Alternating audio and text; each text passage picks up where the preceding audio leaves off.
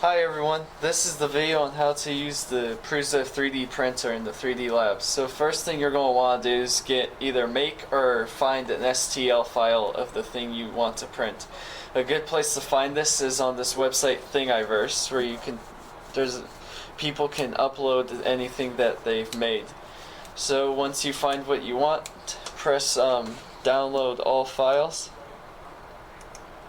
And then go to your download section in your files just to make sure that it's there. Sometimes you'll have to extract it. Next you're going to want to go to your 3D lab, then go to the Prusa file, and then go to Prusa Slicer.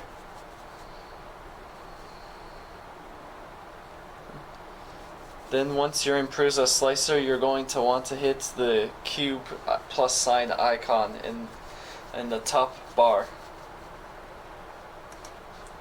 And then go to your downloads and select the STL file you downloaded.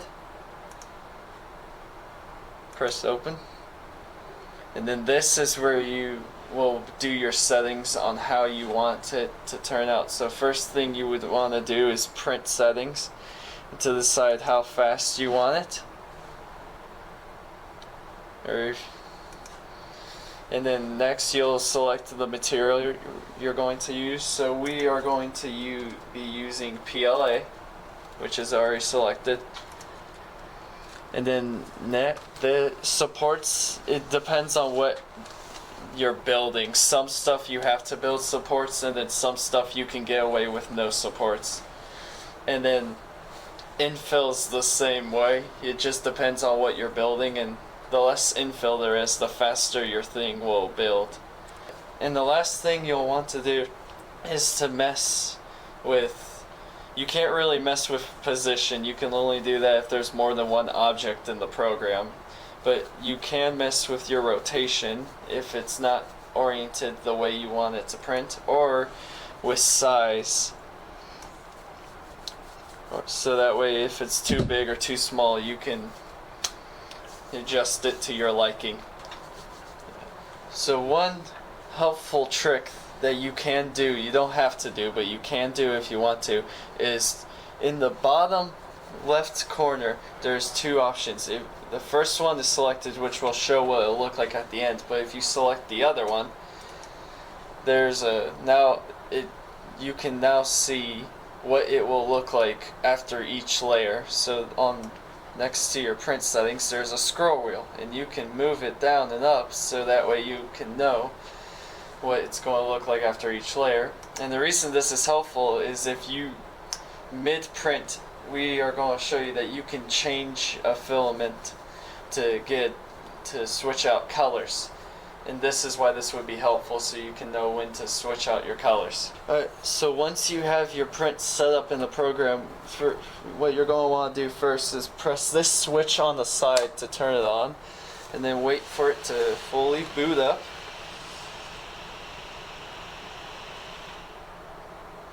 Now, we don't want to use this filament because reasons varying.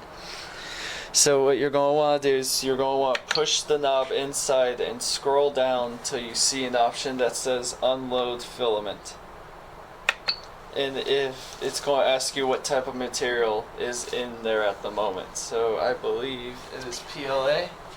You're correct, it is PLA. So you're going to want, then you just got to wait for it to preheat.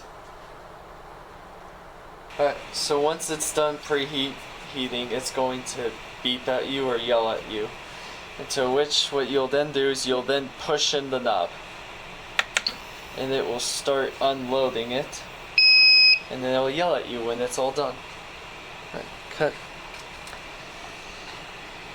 Alright, so once you unload the old filament, you want to put in the new filament. Now before putting it in, you want to make sure that the tip of it is cut at an angle, so that way it goes into the printer much easier.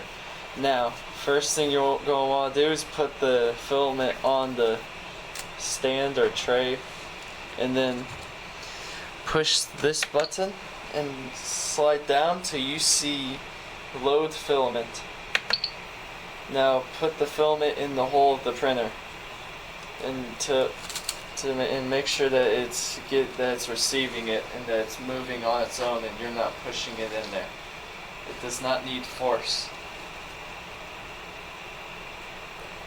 Now, if once the filament's, it's going to give you this prompt saying, is it the correct color? And since nothing came out, we're going to say no.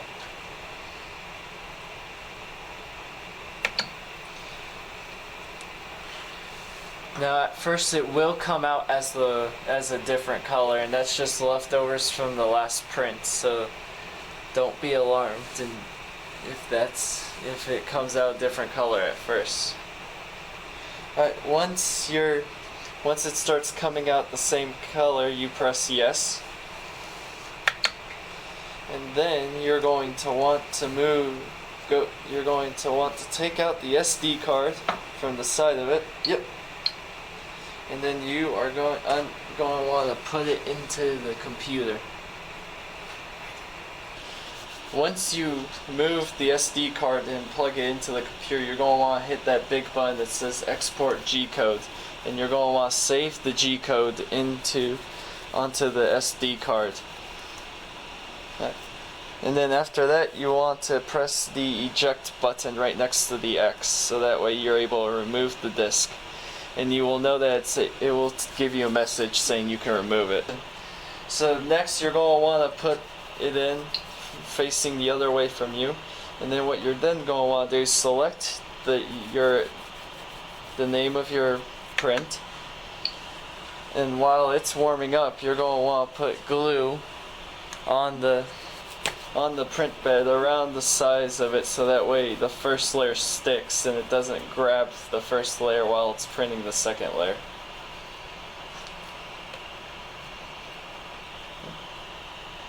And once it's done heating up, it's going to move around the bed to find its location. So don't be alarmed when all of a sudden it starts moving out of nowhere. So the way you tell what layer you're on is via this Z-axis. It'll tell you the height or how high your part is, and that's where you use your scroll wheel to know what layer you're on. So when it becomes 1.6, we are going to pause it so we can change the filament. So to pause it, you're going to want to push it in and then select the option Pause Print. And then you're going to want to push it in again and do the same process you did earlier to unload and load the new filament. Alright, so once you change your filament, you're going to want to press Resume Print. Now when changing filaments, you want to make sure that it's the same as your setting, that the new filament is the same as your settings on the Prusa slicer, and that it's not ABS or if you have PLA selected. Otherwise that can end up ruining the printer. Once it's done printing, the plate will move towards you while the head lifts up. And to remove the part from your plate, you're going to want to remove the bed from the tray.